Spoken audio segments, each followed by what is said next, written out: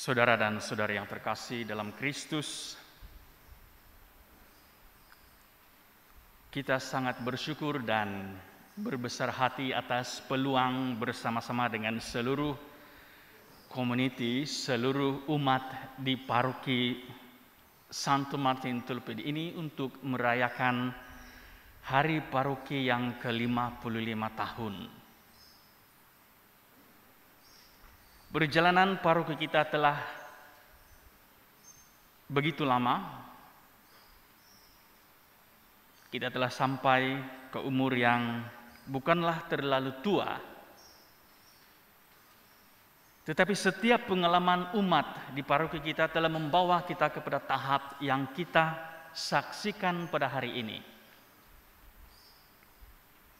Perkembangan iman yang kita lalui bersama membolehkan kita untuk terus menghayati kehidupan rohani kita secara pribadi. Apabila kita merayakan ulang tahun sesebuah paroki, kita harus melihat saudara dan saudari, apakah sudah tahap perkembangan iman di paroki ini. Dan selepas itu kita melihat pula di dalam community kita. Kemudian melihat kepada keluarga. Dan akhirnya kita akan melihat pada diri kita sendiri. Setelah 55 tahun kita menjadi sebuah paroki, apakah kita melihat perkembangan itu semakin baik ataupun semakin mundur?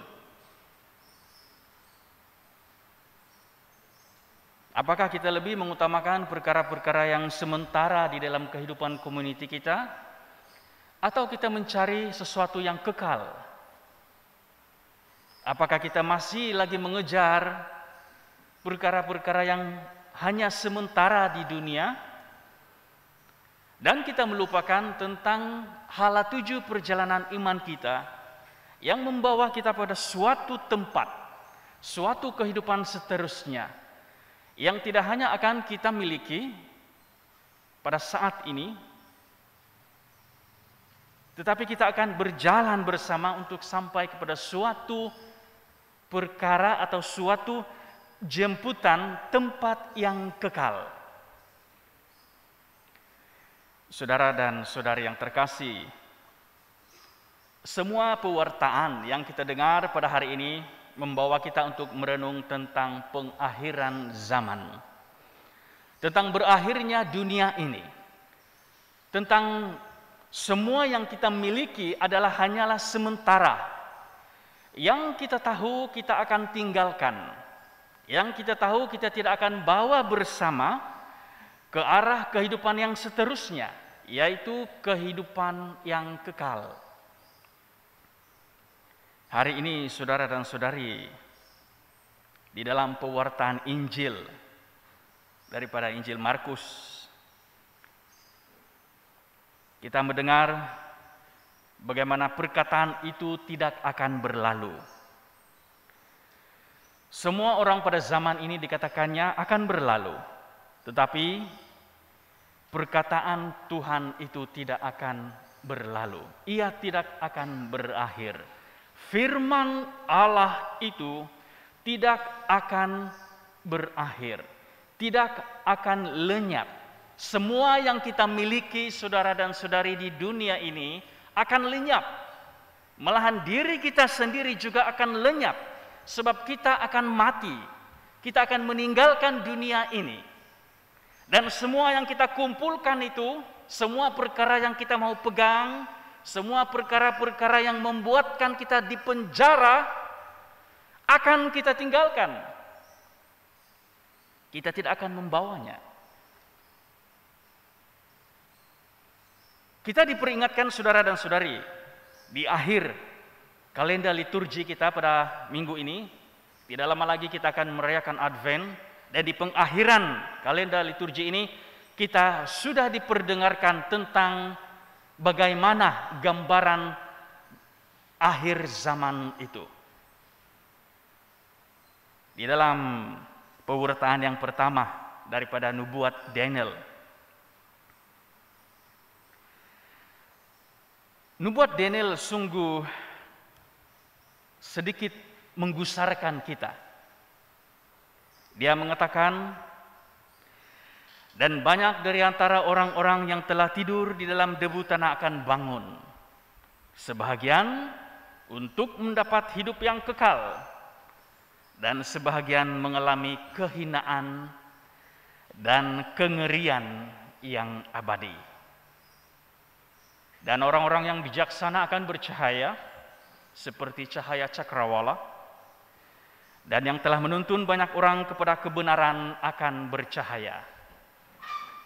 Kita mungkin sedikit terganggu, saudara dan saudari, apabila nubuat Daniel mengatakan sebahagian kita akan mengalami kehinaan dan kengerian abadi. Kita sudah dapat gambaran bahwa pada akhirnya ada dua perkara yang mungkin kita akan tempuhi: kehidupan kekal ataupun kehinaan dan kengerian abadi. Nubuat Daniel adalah suatu nubuat yang selalu menggambarkan tentang perkara-perkara yang berlaku pada akhir zaman. Dan ini mengingatkan kita, saudara dan saudari, mengingatkan komuniti kita yang telah sampai ke umur 55 tahun untuk merenung kembali. Adakah perjalanan iman saya di paroki ini akan membawa saya kepada kegembiraan abadi, ataupun membawa saya kepada kehinaan, kengerian yang abadi? Suatu pertanyaan yang mungkin sedikit mengganggu, yang mungkin mencemaskan. Mungkin pada hari ini kita mengatakan, saya belum bersedia untuk diterima masuk ke dalam hidup abadi yang dijanjikan, karena hidupku adalah seperti ini, seperti itu, dan sebagainya. Dan Yesus di dalam pewartaan Injil, saudara dan saudari, mengingatkan kita bahwa pada masa itu sesudah seksaan yang berat, matahari akan menjadi gelap dan bulan tidak bercahaya. Bintang-bintang akan berjatuhan dari langit dan kuasa-kuasa langit akan goncang, menggambarkan situasi pengakhiran dunia. Bintang-bintang berjatuhan menjadi gelap, matahari menjadi gelap, bulan tidak lagi bercahaya. Pada waktu itu orang akan melihat Putra Manusia datang dalam awan-awan dengan segala kekuasaan dan kemuliaannya. Pada waktu itu pula ia akan menyuruh keluar malaikat-malaikat dan mengumpulkan orang-orang pilihan dari 4 penjuru bumi sampai ke hujung langit. Penghakiman. Malaikat diarahkan untuk memilih mereka yang layak dari segala penjuru bumi. Tidak ada yang akan terkecuali. Mungkin saudara dan saudari, apabila kita coba untuk menggambarkan situasi itu pada saat ini, apakah yang bermain di dalam pikiran kita? Malaikat akan datang mengumpulkan semua orang dan memilih siapa yang masuk ke dalam kengerian abadi, kehinaan, dan siapa yang masuk ke dalam kehidupan abadi. Apakah yang kita pikirkan jika perkara itu berlaku pada saat ini? Apakah yang mungkin kita lakukan jika penghakiman dunia, pengakhiran dunia akan bermula pada hari ini? Sudah tentu cara hidup kita akan berbeza. Sudah tentu bagaimana kita mau menghidupi kehidupan rohani kita akan berbeza. Sudah pasti. Sebab kita takut. Namun saudara dan saudari, jangan takut. Karena di dalam pewartaan yang kedua kepada umat Ibrani, Yesus sendirilah yang turun menyelamatkan kita. Yesus sendirilah yang turun menebus kita. Yesus sendirilah yang telah mengorbankan dirinya di kayu salib supaya kita tidak masuk ke dalam kengerian abadi itu, tetapi masuk ke dalam kehidupan kekal di surga. Jangan takut, karena melalui sakramen-sakramen gereja, Yesus hadir di dalam kehidupan kita, membawa kita bersama dengannya untuk hidup kekal. Jangan takut, karena perkataan-perkataan firman Allah yang kita pegang dalam hidup kita tidak akan lenyap. Semua perkara di dunia akan lenyap, saudara dan saudari. Semua harta yang kita miliki akan lenyap. Semua kemewahan-kemewahan kita akan lenyap. Semua pemikiran-pemikiran, semua pengetahuan akan lenyap. Semua kecantikan-kecantikan, keindahan dunia yang kita miliki akan lenyap. Tetapi firman Tuhan tidak akan berakhir. Ia tidak akan lenyap. Ia akan menuntun kita, membawa kita kepada suatu kehidupan yang dijanjikan. Dan itulah yang dilakukan oleh Yesus yang kita dengar di dalam pewartaan yang kedua. Menyelamatkan manusia. Kita sadar bahwa adanya penghakiman. Kita sadar bahwa adanya pengakhiran dunia. Kita tahu bahwa kita akan dihakimi. Tetapi Yesus terlebih dahulu telah datang untuk kita, memegang kehidupan kita supaya kita selamat. Dia telah mati. Dia telah mempersembahkan dirinya, satu-satunya korban yang menghapuskan dosa manusia, satu-satunya korban yang menyelamatkan kita. Ia mengatakan Kristus mempersembahkan satu korban karena dosa, dan sesudah itu ia duduk untuk selama-lamanya di sebelah kanan Allah. Dan sekarang ia hanya menantikan saat di mana musuh-musuhnya akan dijadikan tumpuan kakinya. Karena satu korban saja, yaitu Yesus yang dikorbankan di salib, Kristus telah menyempurnakan untuk selama-lamanya mereka yang telah dikuduskan. Kita akan ditebus, kita akan dikuduskan, kita akan disempurnakan dan masuk ke dalam kehidupan kekal. Tetapi saudara dan saudari, itu tidak mungkin akan terjadi sekiranya kita tidak mempunyai respon pribadi. Apakah gaya hidup kita? Apakah cara hidup kita? Apakah yang kita lakukan di dunia ini? Apakah yang telah kita ingin lakukan pada masa-masa yang akan datang? Adakah itu akan menyelamatkan kita?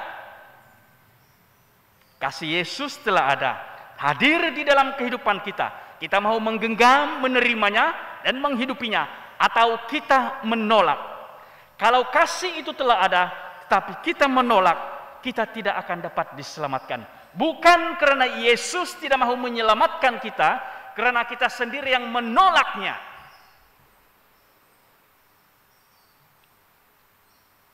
Saudara dan saudari, sesuatu yang sungguh mencabar perjalanan hidup kita. Dan sebagai suatu community di paroki ini yang telah genap 55 tahun, kita juga harus bertanya, apakah hala tuju kami? Ataupun apakah hala tuju kita sebagai community di paroki ini? Adakah kita masih lagi mementingkan kehidupan kita secara individu? Masih lagi mementingkan cara hidup kita yang sendiri-sendirian? Atau kita mau berjalan bersama? Ataupun kita mau menerima kasih yang telah diberikan kepada kita itu dan menghidupinya? Semoga semua kita, apabila malaikat datang untuk memilih orang-orang pilihan ini, kita juga, community kita juga tetap bersama-sama menjadi orang pilihan, orang terpilih yang masuk ke dalam tempat yang dijanjikan. Saudara dan saudari, hari ini kita juga akan menyaksikan sakramen penguatan yang gereja akan berikan kepada seramai 23 orang calon. Ini adalah suatu tanda bahwa di sebalik pandemik yang kita hadapi, paroki kita tetap hidup, paroki kita tetap ada vibrance-nya. Dan itu kita saksikan pada hari ini, saudara dan saudari. Itulah tanda bagaimana mau menghidupi kasih Allah yang telah diberikan kepada kita itu. Mau masuk ke dalam sakramennya. Walaupun disebabkan oleh banyak kekangan, pandemik dan sebagainya, sebenarnya firman Allah itu hidup di dalam kehidupan kita. Dan kita akan saksikan pada hari ini, mereka akan menerima sakramen penguatan. Kita mohon agar mereka sentiasa dikuatkan, sentiasa diteguhkan di dalam iman mereka, dan menjadi tanda atau saksi kepada komuniti di paroki kita, bahwa perjalanan iman kita itu, firman Allah yang kita hidupi itu tetap hadir, tetap ada. Memanglah cabaran akan ada kepada mereka, tetapi kita percaya melalui doa-doa kita, mereka akan disemangatkan melalui kuasa Roh Kudus yang akan mereka terima. Saudara dan saudari, sudah tentulah kita akan bergembira karena kita telah sampai kepada umur yang selanjutnya, umur paroki kita telah meningkat,